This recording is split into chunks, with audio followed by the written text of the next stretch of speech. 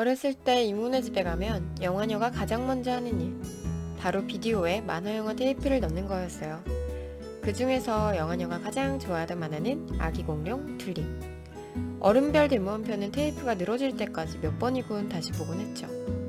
다양한 영화들을 접하면서 영화녀에겐 둘리처럼 몇 번이나 다시 보게 되는 영화들이 생겼어요. 영화녀의 편한 영화 코너에서는 그런 영화들을 하나씩 소개해드리려고 해요. 어릴 때 한 번 읽고 어른이 되어서 다시 읽으면 좋은 책에 어린 왕자가 있다면, 어릴 때 한 번 보고 사랑을 겪은 뒤 한 번 보면 더 좋은 영화가 있어요. 그는 당신에게 반하지 않았다. 지금 시작할게요. 여러분이 생각하는 사랑의 모양은 어떤 건가요? 어떤 상처도 주지 않도록 둥글게 다듬어진 원, 톡 쏘는 자극을 주는 삼각형, 안정적인 무게감의 사각형. 사실 사랑하면 가장 먼저 떠오르는 모양은 하트죠. 예전에 들었던 말에 의하면 하트가 사랑의 대표 모양이 된 데는 다 그럴듯한 이유가 있다고 해요. 사랑은 하트의 둥근 윗부분처럼 포근하기도 하지만 뾰족한 꼬리처럼 우리 마음을 아프게도 하기 때문에 사랑을 뜻하는 모양이 됐다고 하더라고요. 하트처럼 다양한 면을 가진 사랑, 그 사랑을 정말 현실적으로 다룬 영화가 바로 오늘 소개하는 그는 당신에게 반하지 않았다입니다. 영화의 첫 장면은 어느 꼬마아이에게서 시작해요. 누구의 기억 속에나 있을 법한 상황이 벌어지죠. 남자아이가 여자아이를 괴롭히고 여자애는 엄마에게 달려가 울면서 일러요. "쟤가 때렸어!" 엄마는 이렇게 말하죠. "그 애가 널 좋아해서 그러는 거야." 영화의 나레이션은 아주 단호하게 모든 문제가 여기서 시작됐다고 말해요. 영화에서 말하는 문제란 감정을 제대로 인식하지 못하는 걸 의미해요. 자신의 감정을 무시하거나 착각하거나 왜곡하는 일을 말하죠. 그 남자가 연락 안 하는 건 수줍어서야. 그 애가 애프터 신청 안 한 건 네가 너무 완벽해서 그래. 친구의 어깨를 토닥이며 건넬 수 있는 말이죠. 하지만 우린 알고 있잖아요. 그 상황이 벌어진 이유는 그 또는 그녀가 내 친구를 좋아하지 않기 때문이라는 걸. 영화 속에는 사랑의 출발점에 있는 인물에서 사랑의 종착역에 놓인 인물까지 아주 다양한 감정을 느끼는 인물들이 등장해요. 그 중에서 영화녀가 가장 좋아하는 세 커플만 소개해 볼게요. 사랑에 달려드는 여자, 사랑을 관람하는 남자.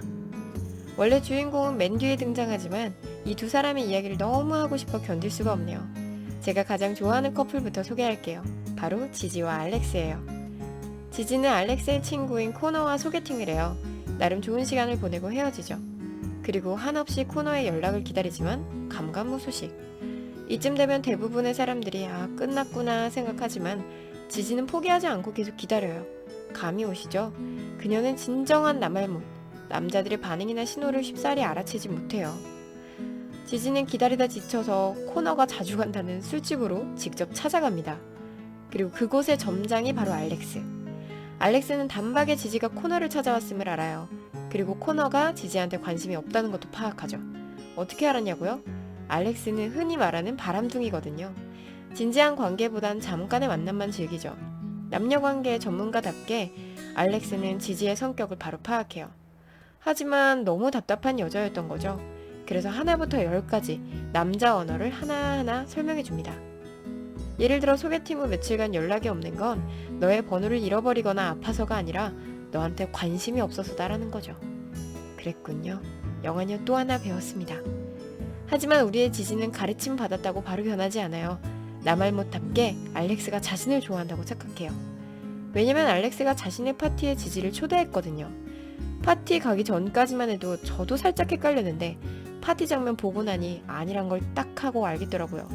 지지만 모릅니다. 모든 파티가 끝나고 단둘이 있게 되자 알렉스에게 키스를 하며 지지는 달려듭니다. 사슴을 본 한 마리 표범 같았죠. 알렉스는 단호하게 지지를 거부해요.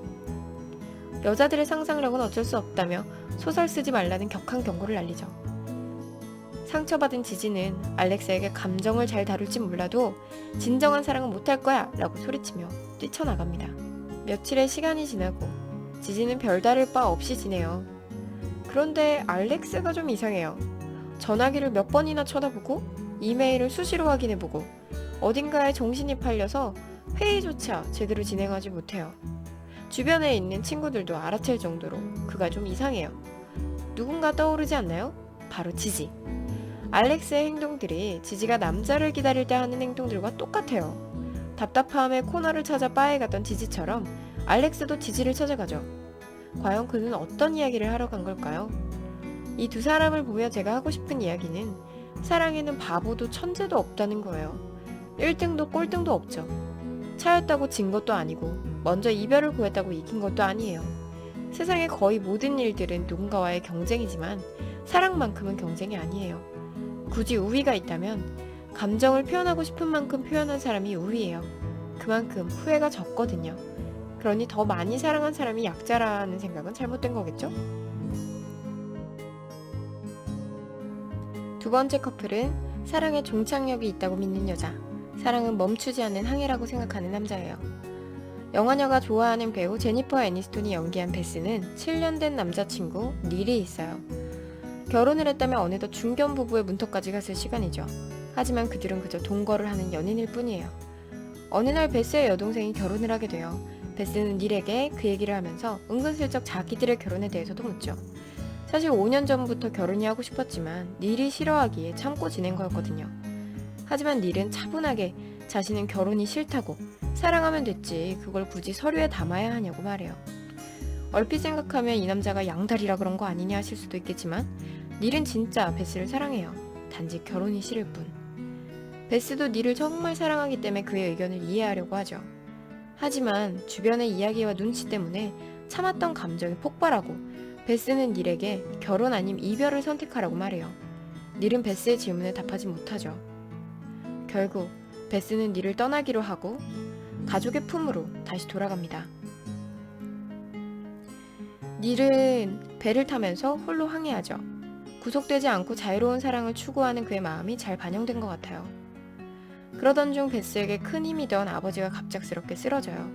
다행히 위기를 넘긴 아버지의 곁에서 정성스레 간호하는 베스. 그러나 그와는 달리 어떤 일도 하지 않고 게임만 하고 축구만 보는 삼촌, 이모부 등등을 보며 다른 남자들에게 한껏 실망해요. 그때 부엌에서 접시를 닦고 부족하던 식재료를 사오고 세탁기를 돌리는 남자, 닐이 나타납니다. 그제서야 베스는 참았던 모든 감정이 터지고 눈물을 흘려요.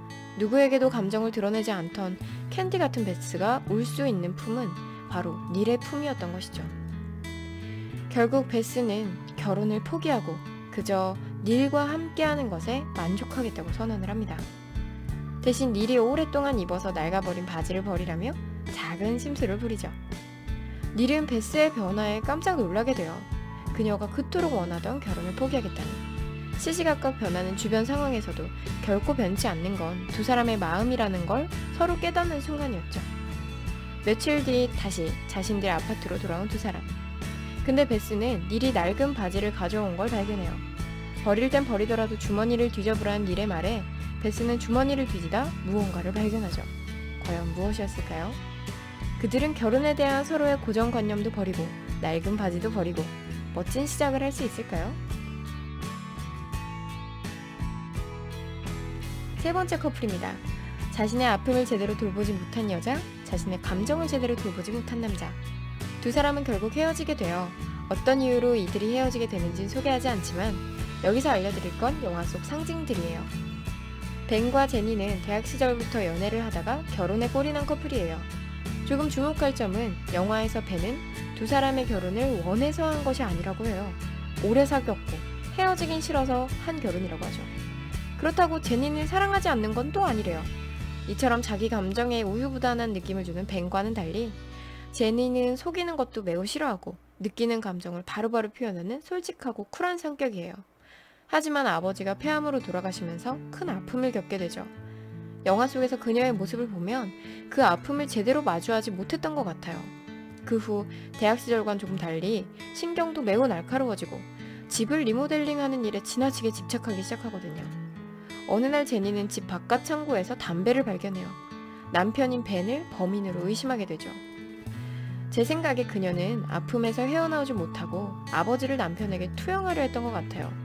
그래서 누가 봐도 헤어짐의 이유가 될 법한 사건에는 오히려 담담한데 이렇게까지 분노할 일인가 싶었던 담배 사건에서 그녀가 폭발하는 모습을 볼 수 있거든요.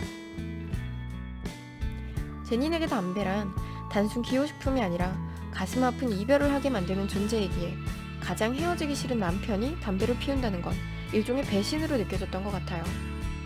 주목할 만한 상징 중 하나가 또 거울이 있어요. 벤의 옷에서 담배를 발견한 제닌이 화가 나서 예쁜 도자기 거울을 깨버려요.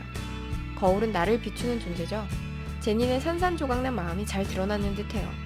하지만 그 상황에서조차 제니는 자신의 마음을 마주하는 게 아니라 재빨리 청소해버려요.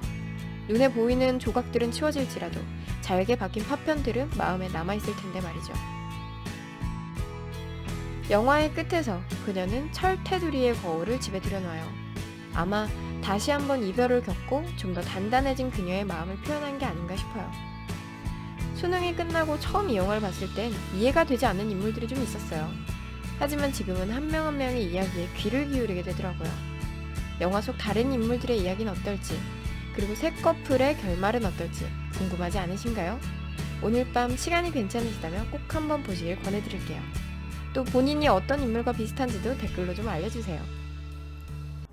아참, 그리고 하트를 다시 한번 볼게요. 못 봤던 게 좀 보이죠? 둥근 부분이 2개예요. 비록 우리를 아프게 하기도 하고 힘겹게 하기도 하는 사랑이지만 그 시간이 지나면 우리가 또다시 사랑 때문에 행복할 수 있음을 알려주는 듯해요. 한 군데를 빼먹었죠. 여긴 아직 솔로인, 아직 사랑에 빠지지 않은 분들이 있는 곳이에요. 여러 가지 이유로 사랑에 빠지지 않은 당신의 마음은 잔뜩 움츠러들어 있네요. 하지만 걱정 마세요. 흔히 하트를 그릴 때 이곳에서 먼저 시작하거든요. 사랑은 지금 당신에게서 시작될 거예요. 여러분의 사랑은 어디쯤에 있나요? 지금까지 영화녀의 편한 영화였습니다. 각종 커뮤니티 및 SNS 공유 부탁드려요. 유튜브 구독도 많이 부탁드려요.